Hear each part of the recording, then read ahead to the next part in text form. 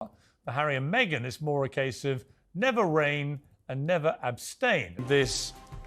Part of this wild car chase with the Duke and Duchess of Sussex. Same charge sheet presented by Harry and Meghan against the royal family, the media, and anybody else. Right now, Piers Morgan just dropped an absolute bombshell about Harry and Meghan that's got everyone talking. And I'm not talking about another opinion piece or hot take. This is different. According to Piers, who's literally friends with Queen Camilla and hangs out with the royal family regularly, King Charles isn't speaking to his own son anymore. At all, not just avoiding calls or keeping things brief. We're talking complete radio silence. No contact whatsoever. And here's the wild part. It's not just Charles. Every single senior royal has cut them off completely. Meghan Markle accusing a member of the royal family of being racist. Prince Harry and Meghan Markle sat with William, Camilla, Beatrice, Eugenie, people Harry used to be tight with. They're all done. Piers called them total outcasts. And honestly, when you hear what's been going down behind the scenes, you'll understand why this relationship might be broken beyond repair. Before we dive in, hit that subscribe button and smash the like, because what I'm about to tell you about Meghan's behavior behind closed doors is wild. Turn on notifications so you don't miss any updates on this mess. Trust me, you'll want to stick around for this. Robust support in year one, where you have the show complementing the brand, where content and commerce are meeting. And then So here's where things get really messy. Vanity Fair, the magazine that Meghan was absolutely thrilled to be on the cover of back when she got engaged to Harry, just came out with something that's got people's jaws on the floor. Turns out Meghan's behavior behind palace walls wasn't exactly what you'd call kind. Staff members, people who worked directly with her, ended up needing therapy because of how she treated them. Yeah, you heard that right, therapy. And this isn't just one person or one incident. We're talking about multiple staff members, both in the UK and over in the States. Well, Meghan got a bit of a shock herself when she invited 16-year-old head boy Akira Okoye up onto the stage to say a few words.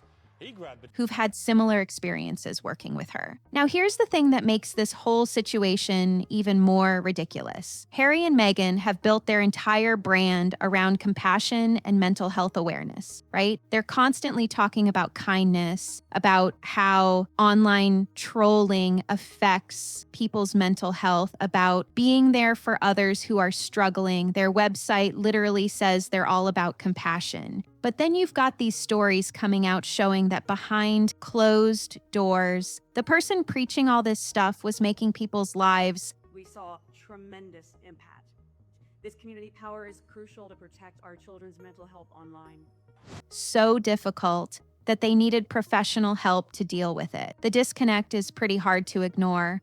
Piers didn't hold back either. He straight up called Meghan a nasty little bully, and honestly, people who worked at Buckingham Palace weren't surprised at all. They saw this behavior firsthand when she was still in the UK. A lot of this stuff got buried and didn't come out publicly at the time, but the people who witnessed it, they knew. They watched it happen. So when these new stories started surfacing about her treatment of staff in California, it was like, yeah, we've seen this before. The footage wasn't supposed to get out. Airport security cameras capture thousands of mundane moments every day. The contrast between who they present themselves as and what's actually going down is pretty staggering. You can't spend years telling everyone how important mental health is, how we need to treat people with respect and dignity, and then turn around and treat the people working for you in a way that damages their mental health. That's not just two-faced, it's actually kind of wild when you think about it. And this wasn't just affecting their reputation. Their entire career strategy was crumbling at the same time. The thing is, their whole career plan was supposed to be this huge media empire, right? Oh, hello there. Come on in. Make yourself comfortable. You are not going to believe what we have to talk about today. They signed these massive deals with Spotify and Netflix, and everyone thought they were about to become the next big thing in entertainment. But here's what actually went down. Nobody cared, at all. Their podcast series flopped. People weren't interested. That polo documentary they put out on Netflix, crickets. Literally nobody watched it. And this kept happening over and over again. Every single time they tried to create content content that wasn't about the royal family, it just didn't land. Get this though, a Spotify executive literally called them grifters. It's Meghan Markle's sickest stunt yet. This weekend, she decided to invoke the memory of dead Princess Diana in a That's not me saying it, that's what came out from inside Spotify after their deal fell apart. And you can kind of see why they'd say that, because Harry and Meghan kept getting these huge paychecks, but the content they were producing just wasn't connecting with audiences. Nobody was tuning in, the numbers weren't there. And it became pretty obvious pretty fast that people only cared about one thing when it came to these two, the royal drama. That's it. That's the only thing that gets attention. Anytime they talk about the monarchy, anytime they share some inside story about the family, people listen. But the second they try to do anything else, good to see you. I hope you are very well. I've got a packed show for you today. First of all, breaking news, Prince William will attend. Anything that shows who they are outside of being royals, the interest just disappears. So they've spent the last 5 years basically living off royal dirt, getting paid massive amounts of money to talk about the family they walked away from. And honestly, that's got to be exhausting because you're trapped. You can't move forward. You can't create anything new that people actually want. So you just keep going back to the one thing that works. But here's the problem with that strategy. When you spend 5 years trashing your family for cash, eventually that family's going to stop talking to you. And that's exactly what happened. Because it's not the world looking at him, it's just people at this gala.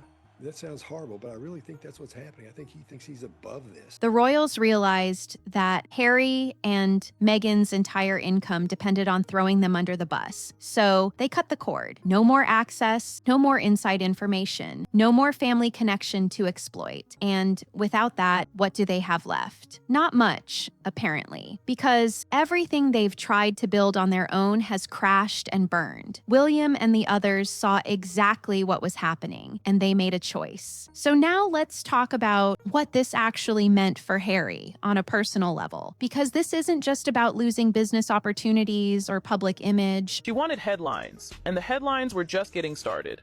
If Meghan's Instagram and Balenciaga stunt were sparks, this is about losing his entire family. And I mean everyone. Harry used to be really tight with his cousins, Beatrice and Eugenie. They were close growing up, hung out all the time, seemed like they had this genuine friendship that went beyond just being related. Like, these weren't just relatives you see at Christmas and make small talk with. They actually spent time together, had real relationships, shared parts of their lives that the public never saw. But that's gone now. They don't talk to him anymore. At all. William cut him off first, which honestly makes sense given everything that went down between them. Views and almost 7,000 likes after it was posted with the caption, Prince Harry and Meghan talk about the coldness they received from the family. The two brothers who used to be inseparable, who went through losing their mom together, who stood side by side at so many royal events, they don't speak anymore. But it didn't stop there. Charles started avoiding phone calls, keeping any interaction to an absolute minimum. Can you imagine calling your dad and having him just not pick up? Or when he does, keeping it so brief and cold that you know he doesn't want to be talking to you. And then it just snowballed from there. One by one, every single senior royal decided they were done. No more family gatherings where Harry's invited, no more private conversations. The red carpet was set, the cameras flashing, and the world expected glamour. What they got no more checking in to see how he's doing or what's going on in his life. Harry went from being this beloved prince that everyone adored, the fun one, the one who made people laugh at family events, to being completely iced out by his own family. It's like he doesn't exist to them anymore. And listen, this didn't happen overnight. It's not like they had one bad argument and everyone stopped talking. This was a slow burn that built up over years of Harry making choices that the family just couldn't get past. Every time he went public with something, every time he shared. Imagine this, a sleek Manhattan hotel suite buzzing with stylists, assistants, and PR teams. Private family moments with the world. Every time he sat down for another interview to talk about what went on behind closed doors, it chipped away at whatever trust was left. The family started pulling back, protecting themselves because they never knew what Harry might say next or what private conversation might end up in a book or on TV. And now there's nothing. Piers straight up said they're total pariahs within the family, which is a pretty harsh way to put it. But apparently that's the reality. Nobody's reaching out. Nobody's trying to fix it. but nobody's playing the mediator role. Think about that for a second. Harry grew up in this massive family. They're very low. This isn't how it's done. This shows weakness in a public speaker. At this point, Meghan's looking pretty good. She looks confident, she looks passionate. Surrounded by relatives, part of this institution that's been around for centuries. He had cousins, aunts, uncles, grandparents when they were alive, all these people who were woven into the fabric of his daily life. And now he's on the outside looking in. The people he spent his whole life with, the family members who were there for every major moment of his life, from childhood to his wedding to everything in between, they've all walked away. Beatrice and Eugenie, who he used to be so close with, who understood what it was like growing up royal because they lived it too, won't even return his calls. And I trained law enforcement and the military in interrogation and body language. Now, I wasn't going to do another one of these, but I got over 9,000 requests. That's gotta hurt, right? Like, really hurt when your own cousins, people you grew up with, decide you're not worth their time anymore. But the thing is, it didn't have to be this way. These bridges didn't just burn themselves. Every choice Harry made, every interview he gave, every story he told, it was adding fuel to a fire that eventually burned down every relationship he had with his family. And now he's standing in the ashes, wondering how it all fell apart so completely. Now, here's what makes this whole situation even more heartbreaking. Charles isn't just dealing with family drama. Just one moment, but first let me bring in the aforementioned Brittany, editor of Royal News Network. I mean, Brittany, The man's fighting cancer, serious cancer. And Catherine's been going through her own health battles, too. These are the moments when families are supposed to come together, right? When someone gets sick, especially your parent, that's when you show up. That's when you put everything else aside and just be there for the people who need you. But Harry wasn't there, not in any meaningful way. And according to what's come out, Queen Camilla actually told Charles to keep his distance from Harry for his own health. Think about how bad things have to get for a wife to tell her husband, don't talk to your son because the stress isn't good for you. Harry was quite furious about that in many ways. It was just so thoughtless of Meghan. But that's not normal family tension. That's a relationship that's become toxic enough that it's literally affecting someone's health during cancer treatment. Charles could have really used his son during this time. Both his sons, actually. But William's been there, stepping up, handling things. Harry, he's been off doing his own thing, and apparently he still doesn't get why everyone's so upset with him. Word is, he doesn't understand the damage that Spare did, or what Netflix did, or what that whole Oprah interview did to his relationships with his family. He can't see his own part in any of this. And that's the thing that drives everyone crazy. And that's just the reality. So own that. And because she hasn't wanted to do that, You can't fix a problem if you don't think you did anything wrong. Harry's out here acting like he's the victim in all of this. Like his family just randomly decided to cut him off for no reason. But the reality is he made choices. He wrote that book. He did those interviews, he aired out family business to millions of people. And now he's shocked that nobody wants to talk to him? Come on, the timing of all this couldn't be worse. Your dad's sick, your sister-in-law's going through treatment, and instead of being there for them, you're the source of additional stress. Camilla saw what was happening and basically said, developing today, growing criticism of Meghan Markle. First, she wasn't actually invited. No. We need to protect Charles from this. And you know what? She was probably right. When you're fighting something as serious as cancer, the last thing you need is family drama and wondering what's going to get leaked to the press next. So while all of this family drama is unfolding, Meghan decides it's the perfect time to launch a cooking show. Yeah, you heard that right. Netflix announced this new series called With Love, Meghan, where she's basically trying to be the next Martha Stewart. The whole concept is her cooking fancy food in her massive mansion. They really hate each other now, and they cannot hide it anymore. She was the villain. With her famous friends, showing everyone how to live this beautiful California lifestyle. Sounds tone deaf already, but wait till you hear when they announce this. Los Angeles just went through some of the worst fires the city's ever seen. We're talking 12 to 14,000 people losing their homes, entire neighborhoods gone, families displaced. It was absolutely devastating. And right in the middle of all that, here comes the announcement for Meghan's show where she's going to be prancing around her multi-million-dollar kitchen in her multi-million-dollar house. cooking expensive meals with celebrities. Like, read. Back to the days when Meghan Markle was still orbiting the edges of power, quietly learning how that world worked.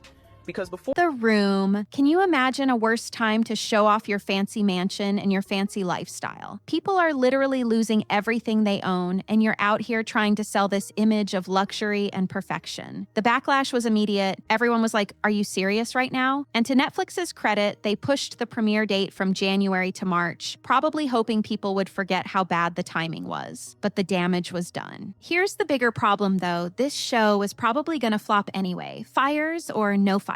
And the reason is pretty simple. Oh, it's over. Nancy Sidley's verdict. After a...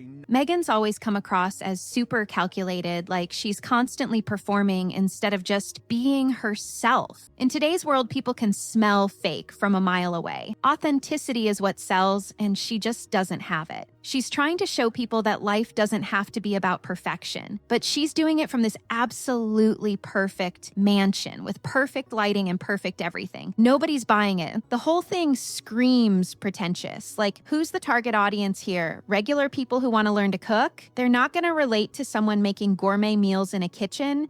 Thank you for being here tonight in support of Project Healthy Minds, our partners at Archwell Foundation. That costs more than their entire house. Rich people, they've already got chefs. It's this weird middle ground that doesn't connect with anyone. And honestly, this has been their pattern with everything. They keep missing the mark on what people actually want to see from them. The crash and burn has been spectacular to watch, if we're being honest. Less than a month, and they went from this cooking show announcement to complete public relations disaster. Everything they touch seems to go wrong, and it's because they can't figure out how to be genuine. Meghan's always trying to project this image of what she thinks people want to see, but her instincts are terrible. Oh, it's over. Nancy Sidley's verdict. After a... And now they desperately need content for Netflix to keep that deal going, but every single thing they produce falls flat. It's like watching someone dig themselves deeper and deeper into a hole. But then they somehow manage to make things even worse. Get this. After all the backlash from the cooking show announcement, Meghan apparently went into what people are calling hermit mode. She was upset about how everyone reacted, feeling like she was getting treated unfairly. And instead of just laying low and letting things cool down, they decided to do something that was supposed to help their image. Spoiler alert, it didn't. So here's the deal, Meghan Markle just got blocked.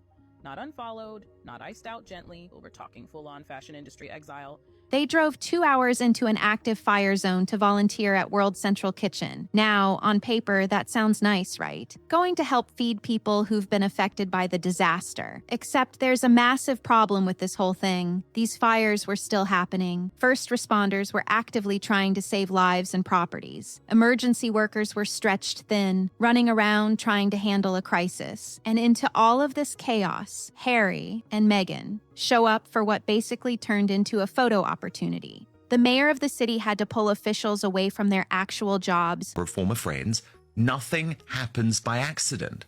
One friend of Harry's told me she's driving around from doing critical work during an emergency to escort these two around and show them damaged homes. Think about that. While people are still looking for family members, while firefighters are battling blazes, while emergency personnel are trying to coordinate relief efforts, city officials had to stop what they were doing to give Harry and Meghan a tour. Someone even pointed out that there might have been human remains at some of these sites they were walking through. Like, the scene wasn't even cleared yet, and they're out there getting photos taken. Here's what really gets me about this whole situation. They're not royalty in America. What happens when a prince walks onto a live television set thinking he owns the place only to discover that respect is earned? They're just royals who happen to live here. There's a huge difference. They don't have any official capacity. They can't actually do anything to help in terms of policy or resources or cutting through red tape. They're private citizens. So their presence there wasn't helping anyone. It was actually making things harder for the people who were trying to help. And then, when the backlash hit, their defense made it even worse. A source close to them was like, well, they drove 2 hours into the heart of the fire zone to be there, as if driving into an active disaster area during an emergency. Separate ends of various issues, and it was just hard to ignore some of the tension, some of the mask dropping, and is somehow proof of their good intentions. That's not the defense you think it is. That's literally the problem. You traveled for 2 hours to get in the way of people doing actual emergency work. Nobody asked you to come. Nobody needed you there. The first responders definitely didn't want you there, taking up resources and attention. The whole thing was so tone deaf, it's almost impressive. And then the source tried to spin it as Meghan carrying on Diana's legacy by showing up to disasters. Except William and Catherine are the ones actually carrying on Diana's work.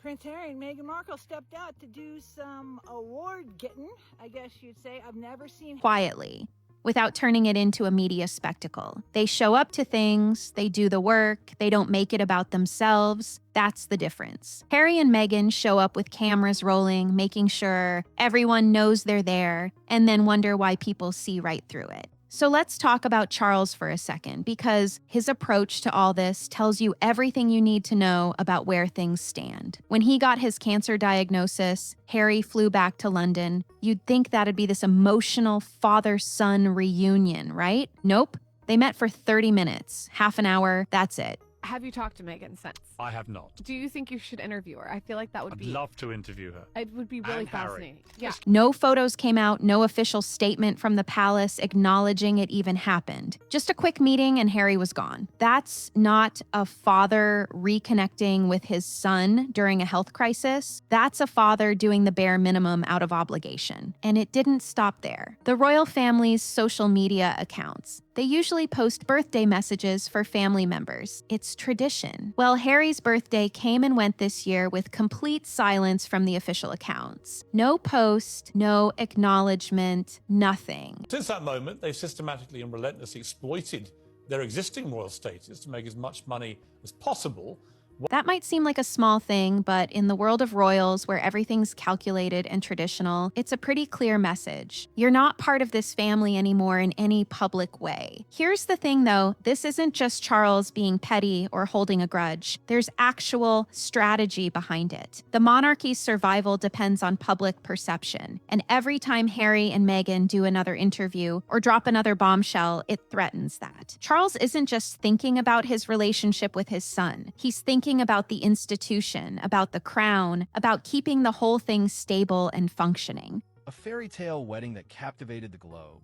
Prince Harry, the charming spare heir, tying the knot with the glamour. And from that perspective, keeping his distance from Harry isn't personal, it's protective. Because let's be real about what happened here. Harry didn't just have a few disagreements with his family that stayed private. He went on Oprah and aired everything out to millions of people worldwide. Then he wrote Spare, a whole book full of private family details and conversations that were never meant to be public. Then came the Netflix series with even more behind-the-scenes stuff. From Charles's point of view, that's not a family dispute anymore. That's betrayal on a massive scale. Watch closely and notice the small details that many people missed when Prince Harry and Meghan Markle arrived at the ceremony. Broadcast to the entire world. Every single one of those moments chipped away at the monarchy's image. And the problem is, Charles never knew when it was going to stop. Would there be another interview, another book, another documentary? He couldn't trust Harry anymore because everything was fair game to be turned into content. So the only way to protect himself and the institution was to cut off access completely. No more private conversations that might end up in a book. No more family moments that could get twisted into drama for Netflix. Just complete separation.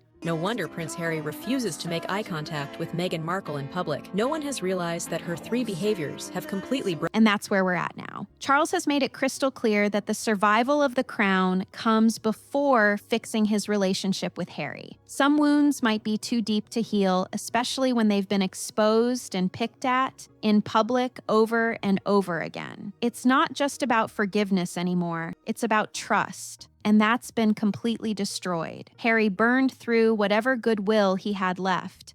and now he's dealing with the consequences of those choices. So here we are, less than a month, and we've watched what might be the fastest public collapse in recent memory. Imagine thinking the British public forgot. Imagine believing that a couple of carefully staged photo ops. These two went from having massive Netflix deals and global recognition to being completely shut out by their own family and ridiculed by the public. And the wild part, they still don't seem to get it. They keep making the same mistakes over and over, doubling down on strategies that clearly aren't working, wondering why everyone's turned against them. The pattern's pretty obvious at this point. Every time they try to do something, it backfires. The cooking show announcement, the fire zone visit, the whole vibe they're putting out there, it all just reinforces what people already think, that they're out of touch, that they're more interested in their image. Harry has never met his father-in-law to this day. He's not allowed Thomas Markle to meet his I think it's purely than actually doing anything meaningful, that they've lost whatever authenticity they might have had. And you can't come back from that easily, especially when you refuse to acknowledge your part in how things fell apart. What's really striking is how completely they've isolated themselves. No family support, no royal connection to fall back on, and a public that's increasingly tired of their act. They built their entire brand on being royals, and now the royals want nothing to do with them. So what's left? A couple living in California trying to stay relevant without the one thing that made people care about them in the first place. No wonder Prince Harry refused to smile at Meghan on the red carpet. Her 3 recent behaviors completely infuriated him. Harry That's a tough spot to be in. And look, maybe there's a way back from this. Maybe they'll figure out how to be genuine, how to create content people actually want, how to rebuild some of those burned bridges. But based on everything we've seen, that seems pretty unlikely. They'd have to completely change their approach, admit they messed up, and put in serious work to earn back trust. And nothing about their behavior suggests they're willing to do any of that. The bottom line, when you spend years putting fame and money ahead of family, when you air out private moments for public consumption. Okay, so first of all, let's just address your blind adulation. There is no blind adulation because I might... When you can't figure out how to be authentic or read a room, eventually it all catches up with you. And that's exactly what's happening here. Harry's lost his family, their careers are tanking, and the public's not buying what they're selling anymore. It's a complete breakdown, and honestly, they only have themselves to blame. So what do you think? Is this rock bottom for them, or can it get worse? Do you think there's any chance they patch things up with the family, or is this split permanent? Drop your thoughts in the comments, because I'm curious what you all think about where this goes from here. And if you made it this far, hit that subscribe button and turn on notifications so you don't miss any updates on this ongoing mess. Thanks for watching.